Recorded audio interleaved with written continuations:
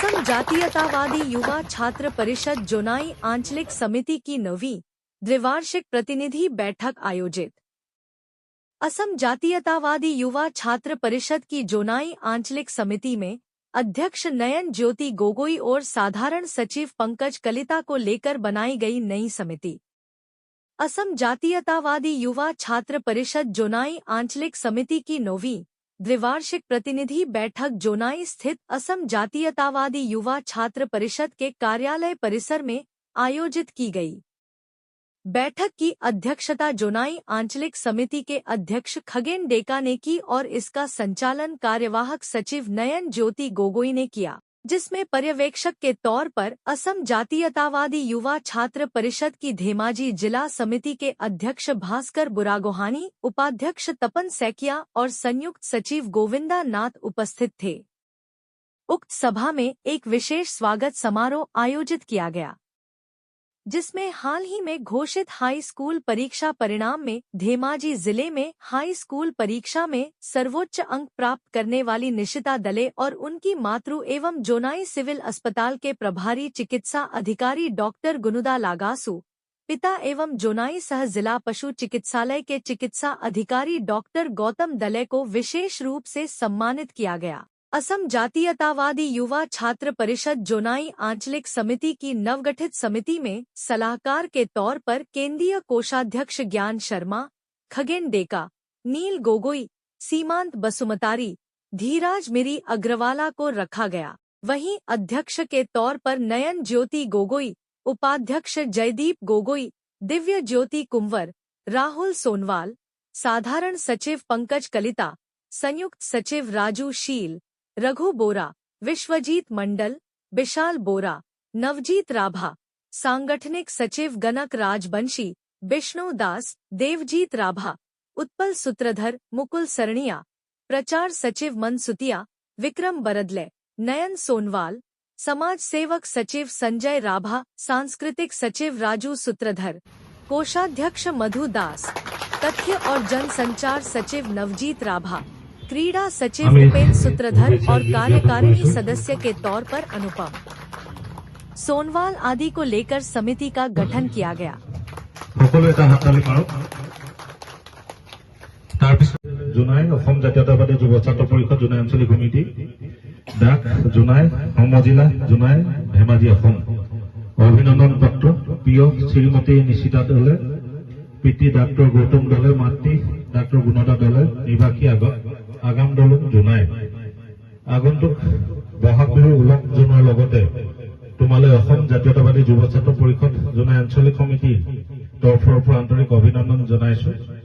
2026 চনৰ হাইস্কুল শিক্ষান্ত পৰীক্ষাত তুমি 96% নম্বৰ লাভ কৰি যি অসাধাৰণ সফলতা অৰ্জন কৰিলা, সেয়া অতি গৌৰৱৰ বিষয়। তোমাৰ এই সাফল্য কেৱল আমাৰ ব্যক্তিগত পৰিশ্ৰম আৰু একাগ্ৰতাৰ ফল নহয়, ই তোমাৰ পিতৃ মাতৃ, শিক্ষক শিক্ষয়িত্ৰী আৰু সমগ্ৰ সমাজখনলৈ তথা ফেঞ্চিলেন হাইস্কুল জোনাইলৈ গৌৰৱ কঢ়িয়াই আনিছে।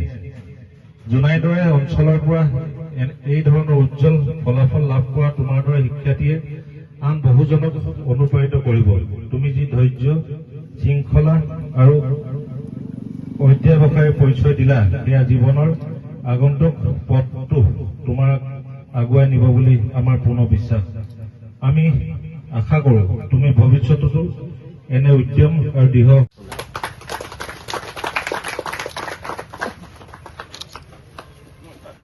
নমস্কাৰ, মোৰ নাম নিশিতা দলে আৰু এইবাৰ HSLC এক্সামিনেশ্যনত মই 96% পাবলৈ সক্ষম হৈছোঁ। খুবেই ভাল লাগিছে।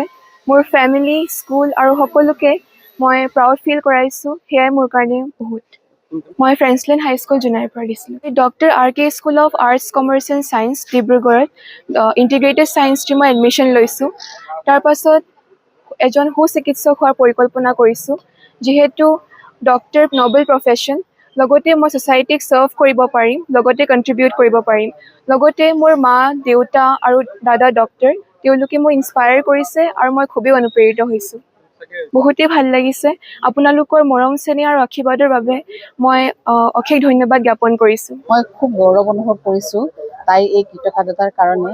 তাই অকল আমাৰ ঘৰখনলৈ গৌৰৱ কঢ়িয়াই আনিছে এনে নহয়, তাই আমাৰ গোটেই জোনাইবাসী ৰাইজৰ কাৰণে গৌৰৱ কঢ়িয়াই আনিছে। মই আজি অত্যন্ত সুখী।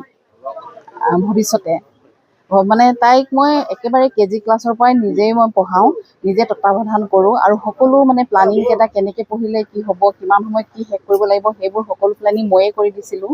আৰু বৰ্তমান তাইক মানে ডিব্ৰুগড় RK স্কুলখনত এডমিশ্যন দিছোঁ আৰু তাই ছায়েন্স ষ্ট্ৰীমত যাব।